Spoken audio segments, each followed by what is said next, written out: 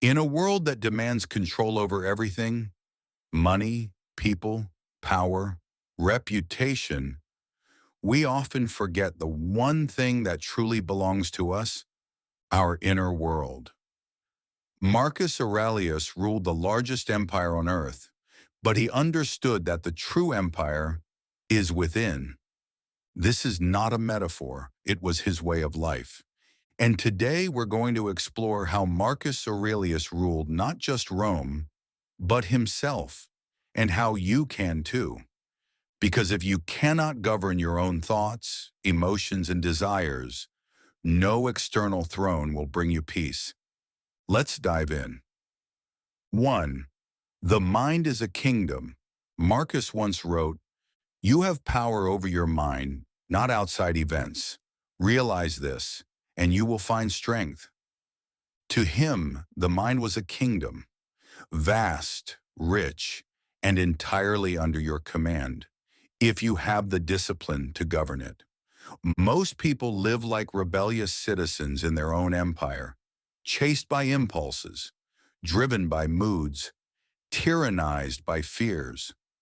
Marcus was different. He trained himself to become emperor of his inner domain. Every day he practiced self-awareness. He questioned his reactions.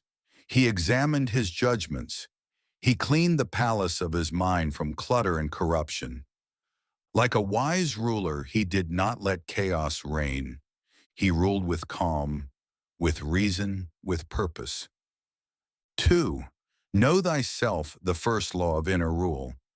No ruler can lead a nation they don't understand, and no human can master a mind they've never explored. Marcus used journaling as a daily ritual, not to impress anyone, but to see himself clearly. He wrote, "If you are distressed by anything external, the pain is not due to the thing itself, but to your estimate of it, and this you have the power to revoke at any moment." He knew that events don't disturb us. Our judgments do. So he observed his thoughts like a king watches the court. He removed false counselors, fear, anger, vanity. He elevated noble ones, reason, compassion, duty.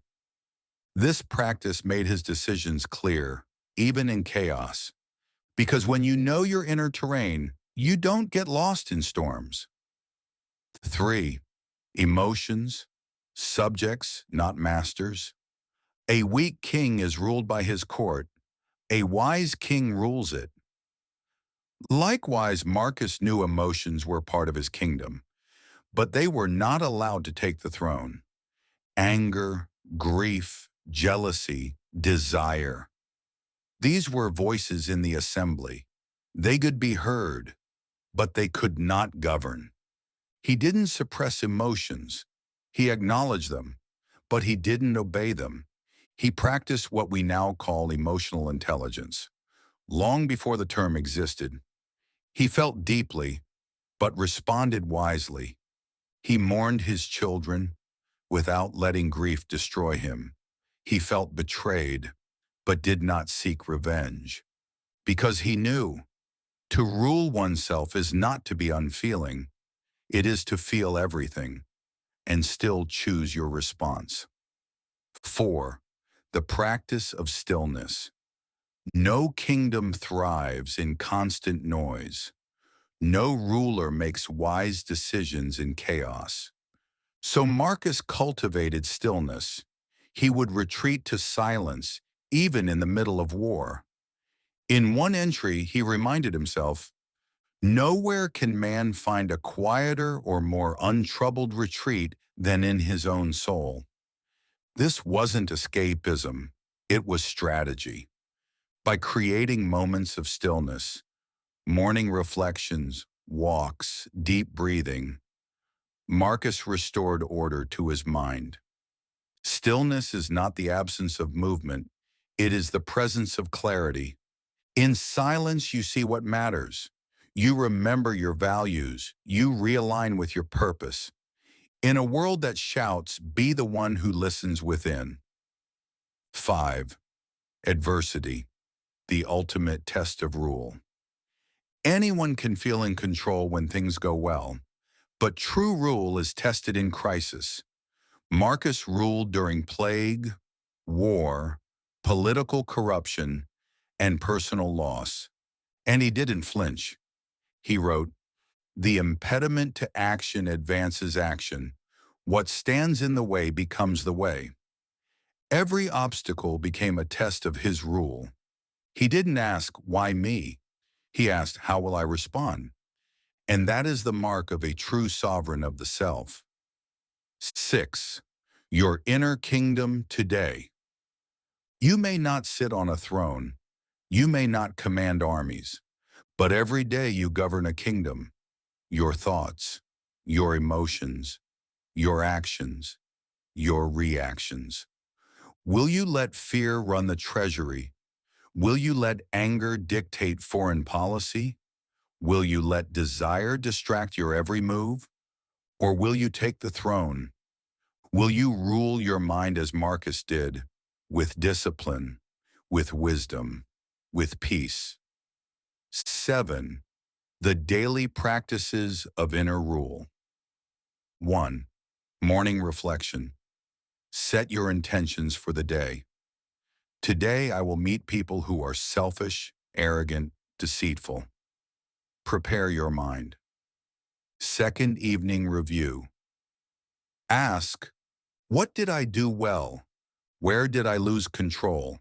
How can I improve tomorrow? 3. Negative visualization. Imagine loss, hardship, change to appreciate what you have now. 4.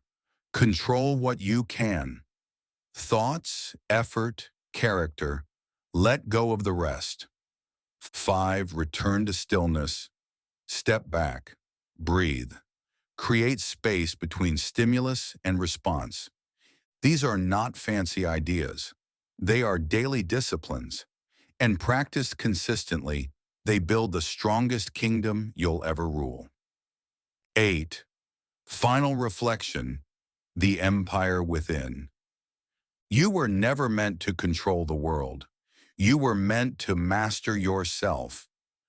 Marcus ruled millions, but he knew the only true kingdom worth ruling was his soul, and so do you.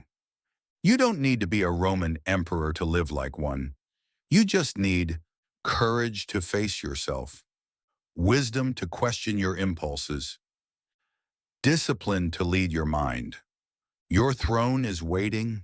Take your seat, rule with reason, lead with virtue, and let your inner kingdom become your legacy. If this message spoke to you, if you're on the path of becoming a true ruler of your own life, don't forget to subscribe to the channel. Every week, we explore timeless wisdom to help you build unshakable inner strength, calm, and clarity. Join the Stoic Mindset community. Walk the path with us. Until next time, stay disciplined, stay reflective, stay stoic.